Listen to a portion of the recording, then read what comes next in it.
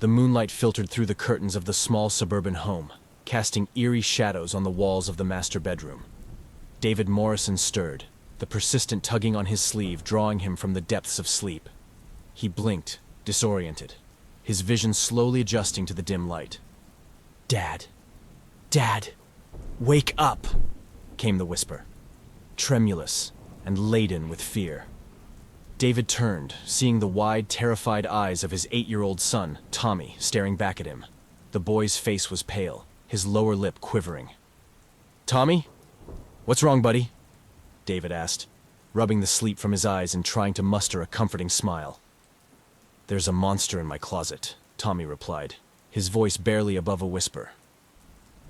David sighed, a mixture of concern and exhaustion flooding his mind. It was the third time this week that Tommy had woken him with the same claim. Nightmares, he thought. Just nightmares. "All right, let's go take a look," David said, swinging his legs out of bed. He glanced at his wife, who was still fast asleep, blissfully unaware of the midnight disturbance. Tommy clung to his father's hand as they made their way down the hallway to his bedroom. The house was silent, save for the creaking of the floorboards beneath their feet. David could feel the tension in Tommy's grip, the boy's small hand trembling. They entered Tommy's room, the nightlight casting a soft, amber glow. The closet door stood ominously at the far end, slightly ajar. David's eyes darted to the shadows dancing around it, but he forced himself to remain calm. "See? There's nothing to be afraid of," David said, leading Tommy to his bed. He pulled back the covers and gestured for the boy to climb in. "But Dad, I saw it," Tommy insisted, his eyes wide with fear. "It had eyes and teeth." David knelt beside the bed, looking his son in the eye. "Tommy, I promise you, there's no monster. It's just your imagination playing tricks on you." Tommy shook his head, tears welling up in his eyes. "No, Dad. It's real. It's in the closet. Please, you have to check."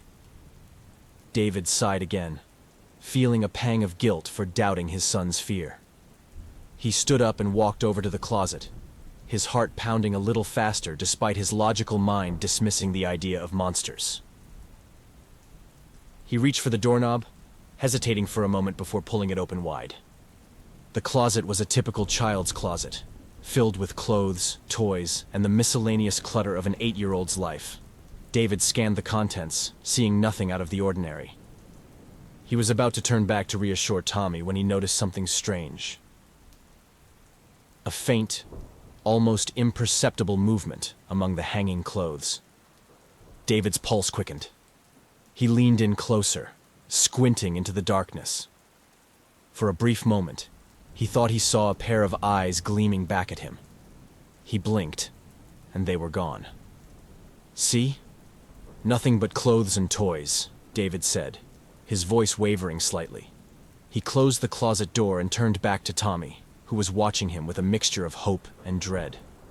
"But Dad, I saw—" Tommy began, but David cut him off gently.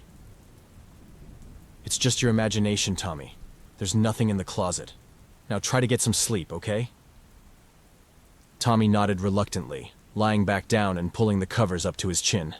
David tucked him in, planting a kiss on his forehead. "Good night, buddy. Sweet dreams," he whispered, turning off the nightlight and heading for the door. As he reached for the doorknob, he heard Tommy's voice again, soft and trembling. "Dad, please don't leave." David paused, his hand on the knob. He turned back to his son, seeing the genuine terror in his eyes. It tugged at his heart, and he felt a surge of protective instinct. "All right, I'll stay for a little while," David said, pulling a chair up beside the bed. He sat down, watching as Tommy's eyes fluttered closed, the boy's breathing gradually slowing as he drifted off to sleep.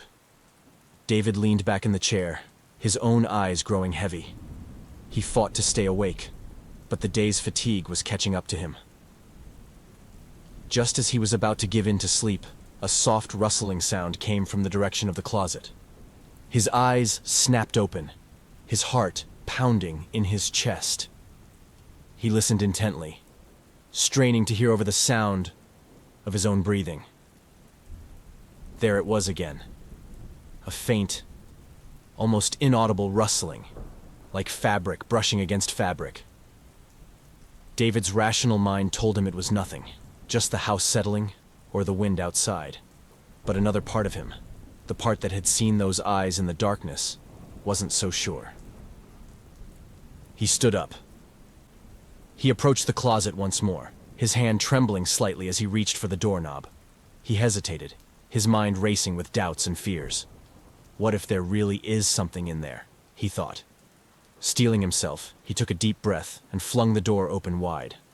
The closet was just as he had left it, clothes hanging neatly, toys scattered on the floor.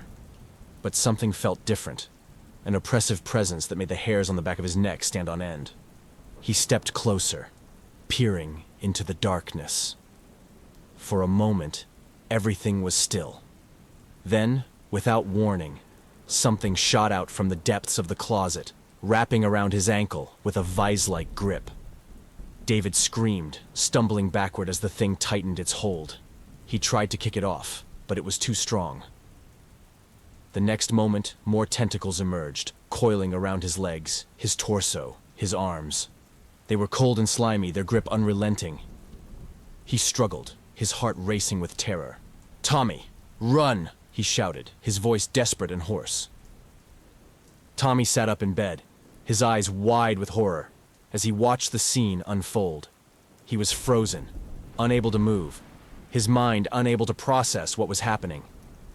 David's screams filled the room as the tentacles pulled him toward the closet, their grip tightening with every passing second. He thrashed and fought, but it was no use. The tentacles were too strong, too relentless. In a final desperate attempt to free himself, David reached out, grabbing onto the doorframe. His fingers dug into the wood, his knuckles white with effort, but the tentacles were inexorable, pulling him inch by inch toward the darkness. With a sickening snap, his grip failed, and he was yanked into the closet. The door slammed shut behind him with a deafening thud, the sound echoing through the room. Tommy sat in stunned silence, his mind reeling. He could hear the sounds of his father's struggle on the other side of the door, the thuds, the screams, the wet, tearing sounds. Blood seeped from underneath the door to the closet. Tears streamed down his face, his body trembling with fear. Then, just as suddenly as it had begun, the noise stopped. The room was eerily silent, save for the sound of Tommy's ragged breathing. He stared at the closet door, half expecting it to open and his father to step out, telling him it was all just a bad dream. But the door remained closed. And in the oppressive silence, Tommy realized the truth. His father was gone. He crawled out of bed, his legs weak and unsteady.